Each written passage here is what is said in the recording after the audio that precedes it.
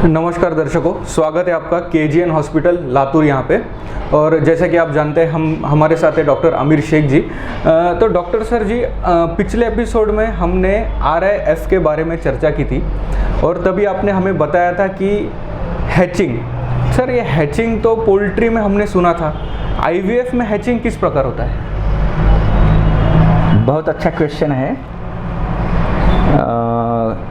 हर जानदार में उसके रिप्रोडक्शन की एक प्रोसेस होती है और बहुत सारे रिप्रोडक्शन की प्रोसेस जो है ना, इंसान में हो, जानवर में हो या मुर्गियों में हो, नियर अबाउट बहुत सारे चीज़ें कुछ कॉमन होती हैं और one of the common process in the fertilization is hatching. अब हैचिंग आपका कहना सही है जी। पोल्ट्री में अंडों से बच्चे निकाले उसे हैचिंग बोलते हैं। यस। तो आपको ऐसा लगेगा कि आदमी या औरत तो कोई अंडा नहीं देता, तो हैचिंग क्या है जी। तो बट नेचुरल है कि कॉमन पर्सन को ये लगेगा कि हैचिंग और वो भी इंसानों में क्या बात है।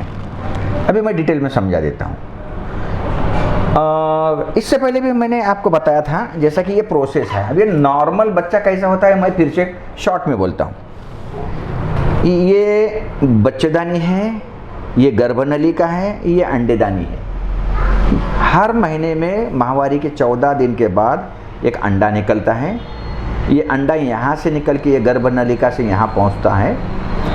उसी वक्त पुरुष के साथ सेक्सुअल कांटेक्ट होने के बाद पुरुष के कीटाणु यहाँ से निकलते हैं और ये कीटाणु इस अंडे से मिलते हैं। अब ये अंडे से मिलना, इसे फर्टिलाइजेशन कहते हैं। अब फर्टिलाइजेशन जब होता है और फर्टिलाइजेशन होने के 5 दिन बाद ये तैयार हुआ वाला बच्चा गर्भनलिका से निकलता है और यहाँ से आकर इस बच्चेदानी में रहता है जी। और बच्चेदानी में रहने के बाद जब ये बच्चा यहाँ आता है, जैसा कि फर्टिलाइजेशन होने के 5 दिन बाद, तो यहाँ जब आएगा तो ये जो बच्चा तैयार हुआ था उसके ऊपर एक हार्ड कवरिंग होता है जी। उसे झोना पेलुसुड़ा कहते हैं जी। ये झोना पेलुसुड़ा जब तक रप्चर नहीं होता है वो बच्चा इसमें से अंडे के सेल में से बाहर नहीं आता। और ये जब बच्चा उस कवरिंग को फोड़ के बाहर आता है, इसी को हैचिंग कहते हैं जी। अब ये हैचिंग हो गई कुदरती hatching, that is called a natural hatching, जो कि तुमको भी मालूम है, हमको भी मालूम है। दुनिया में जो पॉपुलेशन हो रही, कुदरती नेचुरल इम्प्लांट फर्टिलाइजेशन हो रहा है, इम्प्लांटेशन हो रहा है, हैचिंग हो रहा है और इम्प्लांटेशन होकर बच्चे तैयार हो रहे हैं और इतनी पॉपुलेशन बढ़ रही है। ये कुदरत का कमाल है। अब दूसरी बात ये है कि यही हैचिंग हम टेस्ट ट्यूब बेबी में यूज़ करते हैं। अब टेस्ट ट्यूब बेबी में हम ये यूज़ करते हैं जिससे जहाँ पे टेस्ट ट्यूब बेबी बार बार फेल हो रहा है, तो वैसे वक्त, अब जैसा कि पिछले एपिसोड में हमें रिकरेंट इम्प्लांटेशन फेल्यूर के बारे में बात किया, तो रिकरेंट इम्प्लांटेशन फेल्यूर में अगर one of the reason hatching का अगर है, तो हम यहाँ पे हैचिंग का तकनीक यूज़ करेंगे और उसके वजह से जो फेल जा रहा था टेस्ट ट्यूब बेबी, वो फेल जाने से हम उसे रोक सकते हैं। सर, जैसे आपने बताया, ये हैचिंग का ये नेचुरल प्रेगनेंसी में और टेस्ट ट्यूब बेबी प्रेगनेंसी में क्या इंपॉर्टेंस है? हाँ, बहुत अच्छा क्वेश्चन है। भगवान ने या अल्लाह ने जो भी कुछ बोलो, जिस नेचुरल जो बड़ी शक्ति है, उसने ऐसे सिस्टम बनाई है कि कहीं पे भी कुछ प्रॉब्लम ना हो। तो हैचिंग का वजह यह है कि जब यहाँ से स्पर्म, मैंने जैसा अभी बताया बच्चा कैसा तैयार होता है नेचुरली, जब यहाँ पे बच्चा तैयार होता है, एक बार स्पर्म उस अंडे के अंदर जाने के बाद दूसरा स्पर्म उसमें अंदर न जाए, इसके लिए भगवान ने इसकी जो कवरिंग है झोना पेलुसुड़ा, एक बार स्पर्म अंदर जाने के बाद वो स्पर्म और उसके रिएक्शन होने के बाद वो बाहर का कवरिंग हार्ड बन जाता है। और ये हार्ड बनने से पहला फ़ायदा तो ये होता है कि दूसरा स्पर्म जाके वहाँ पे डबल स्पर्म नहीं होता है। जैसा कि मेल के 23 गुणसूत्र जिसे बोलते हैं और फीमेल के 23, तो 46 जो गुणसूत्र तैयार हो जाते हैं। तो उसकी वजह से एक नॉर्मल बेबी तैयार होता है। अगर 2 स्पर्म जाएंगे तो 69 हो जाएगा जी। तो ये 69 नहीं होने के लिए कुदरत ने ऐसा किया है कि जैसा भी एक स्पर्म जाता है तो वो उसकी कवरिंग हार्ड होती है and it is impermeable to the another sperm. दूसरा स्पर्म उसमें घुस नहीं सकता, जैसा कि वो स्पर्म अंदर गया और अंदर से जाके दरवाज़ा लगा लिया, दूसरे कोई एंट्री नहीं। ये फर्स्ट हो गया। दूसरी बात ये इसका दूसरा फ़ायदा है ये इस जोना पेलिसुडा की वजह से, क्यों तो बच्चा तैयार हो गया नलिका में, लेकिन नलिका में ये रहेगा नहीं, ये बड़ा होगा गर्भाशय में।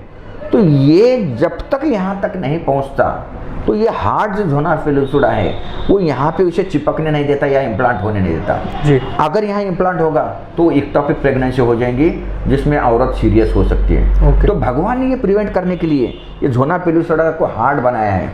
और जैसा जैसा ये माइग्रेट होती है चौथे या पाँचवें दिन आ जाएगा तो ये जोना पेलिसुडा खुद ब खुद थिन हो जाता है, नेचुरली थिन हो जाता है। और जैसा कि आपने देखा है कि मुर्गी का बच्चा तैयार होने के बाद बच्चा अंदर से चोंच मार के उस सेल को ब्रोक करता है, और वो ब्रेक होने के बाद जैसा बच्चा बाहर आता है वैसा ही यहाँ के जोना पेलिसुडा को वो ब्रेक करता है, और ब्रेक करके फिर वो बच्चा बाहर आता है, और बच्चा बाहर आके यहाँ पे एंडोमेट्रियम पे वो इम्प्लांट होता है। तो अब ये हो गई इम्प्लांटेशन की प्रोसेस। पिछले एपिसोड में हमने देखा था कि इम्प्लांटेशन अगर फेल हुआ तो टेस्ट ट्यूब बेबी फेल हो जाता है जी। अभी तक बहुत सारा रिसर्च अंडे पे तय हुआ है, स्पर्म पे हुआ है, बच्चा कैसा तैयार करना इस पे हुआ है। हम फर्टिलाइजेशन आर्टिफिशियली कर सकते हैं, इंक्यूबेटर में सब चीज़ें कर सकते हैं, लेकिन इम्प्लांटेशन की प्रोसेस जो है वो सिर्फ सजीव में होती है, इन वाइवो होती है, और वो इम्प्लांटेशन गर्भाशय में होता है। और ये गर्भाशय का इम्प्लांटेशन के बारे में अभी उतना रिसर्च नहीं हो चुका है, इसलिए अगर फेल होता है इम्प्लांटेशन तो हम अलग अलग तरीके से सोचने शुरू करते हैं कि why the implantation is not occurring. और इसके लिए फिर अब इस इम्प्लांटेशन फेल्यूर को टैकल करने के लिए डिफरेंट मोडालिटीज़ यूज़ करते हैं। सर किस प्रकार के पेशेंट में हैचिंग का इस्तेमाल किया जाता है? मोस्टली हैचिंग का इस्तेमाल अगर उस कपल की एज मोर देन 37 अगर है जी, that too particularly the age of the female, अगर फीमेल का एज 37 से नीचे है तो वहाँ पे हैचिंग की प्रोसेस इम्पेयर हो सकती है।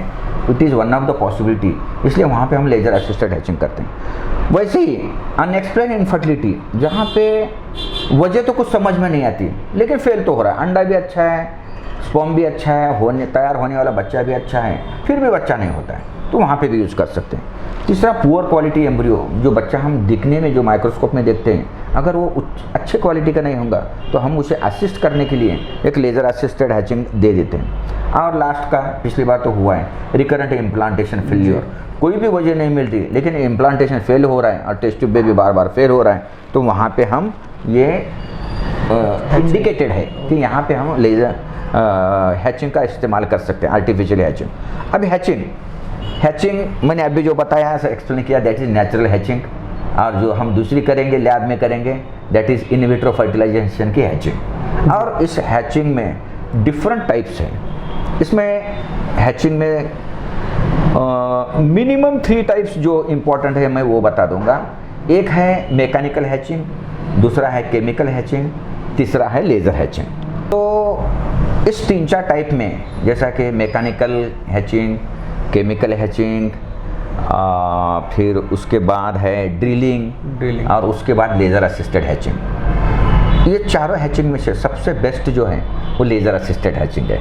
अब लेज़र असिस्टेड हैचिंग के बारे में मैं बताता हूँ। लेज़र असिस्टेड हैचिंग के अंदर हम ऐसा करते हैं कि IVF का बच्चा तैयार होने के बाद उस बच्चे के ऊपर के कवरिंग को हमारे को कुछ एक होल बनाना है, तो मैकेनिकली बनाओ या केमिकली बनाओ या लेज़र से बनाओ या ड्रिलिंग से बनाओ, किसी भी तरीके से उस कवरिंग को, फॉर एग्जांपल ये जोना पेलिसुडा है, इसके अंदर ये बच्चा जो तैयार हो रहा है उसके सेल्स हैं और दिस इज जोना पेलिसुडा, तो हम यहाँ पे एक स्मॉल होल कर रहे हैं। ये होल हम केमिकल मेथड से भी कर सकते हैं, मैकेनिकल मेथड से कर सकते हैं, ड्रिलिंग से कर सकते हैं और लेज़र से भी करते हैं। लेकिन अभी तक का जो रिजल्ट्स और रिसर्च है उसके हिसाब से सबसे best is laser assisted hatching. तो ये लेज़र असिस्टेड हैचिंग लैब में हम करते हैं तीसरे दिन,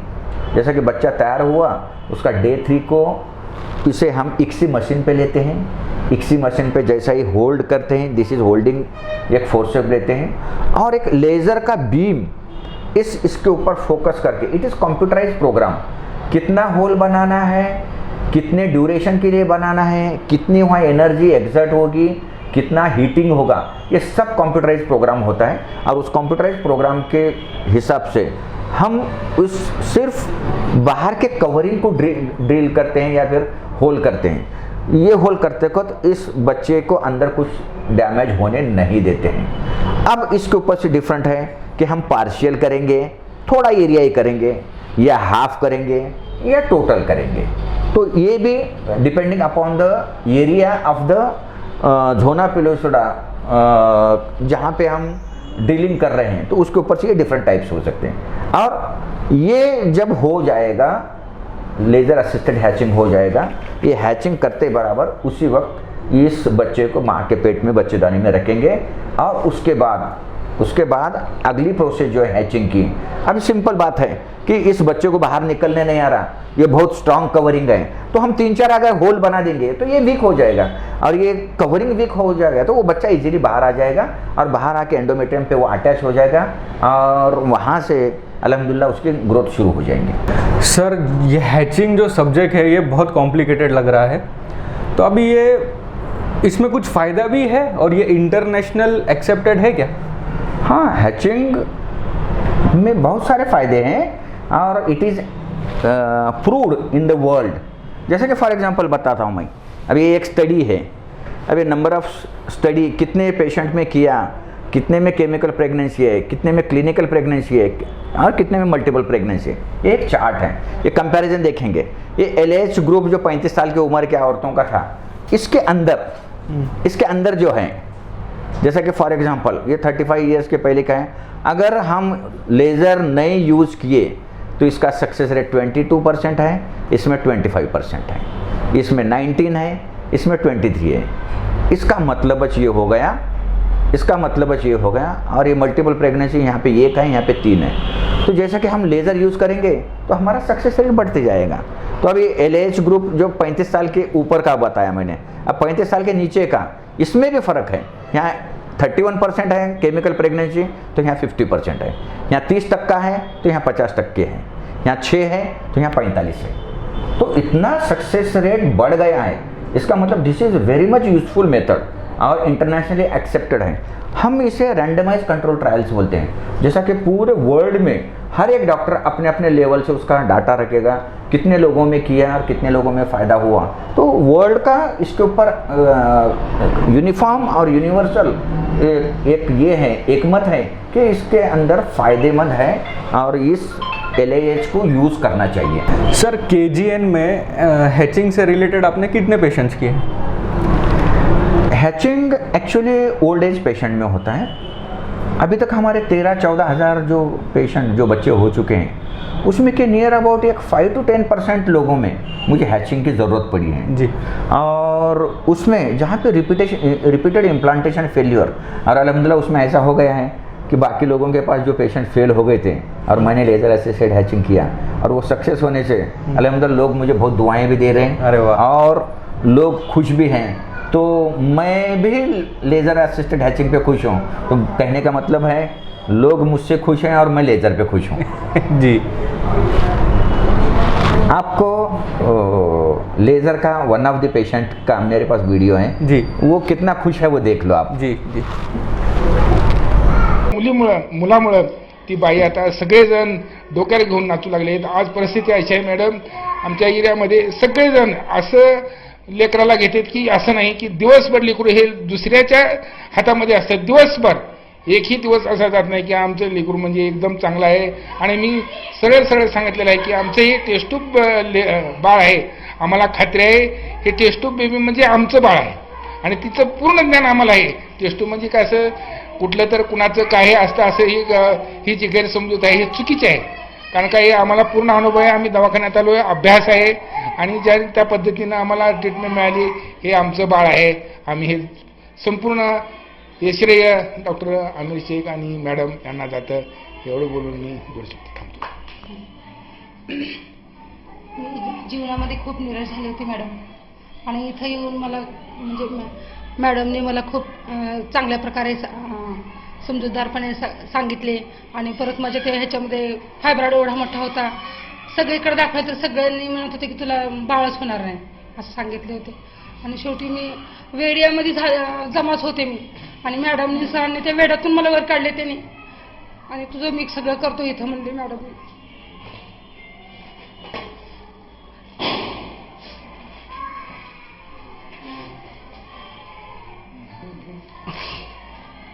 आणि नंतर ते फायब्रॉइड काढल्यानंतर मग तिसऱ्या का चौथ्या बॅचला सरांनी मला बोलवून सांगितले की तू या बॅचमध्ये आली पाहिजे. म्हणून आम्ही आलो आणि त्यांनी सांगितल्याप्रमाणे आम्ही सगळं केलं. त्यांनी आम्हाला खूप चांगल्या प्रकारे मार्गदर्शन केले मॅडमनी, सरांनी. घरातल्यासारखं वाटलं आम्हाला. केजीएन म्हणजे खूप चांगलं वाटलं आम्हाला इथं राहून. खूप अनुभव आले, चांगले चांगले अनुभव आले. आणि परत आम्ही सगळ्यांना सांगू की ज्यांना बाळ नाही त्यांना तुम्ही इथे येऊन करून घ्या, आणि टेस्ट बेबी हे आपलंच बाळ असतं असं मी सगळ्यांना सांगत असते. हॅलो.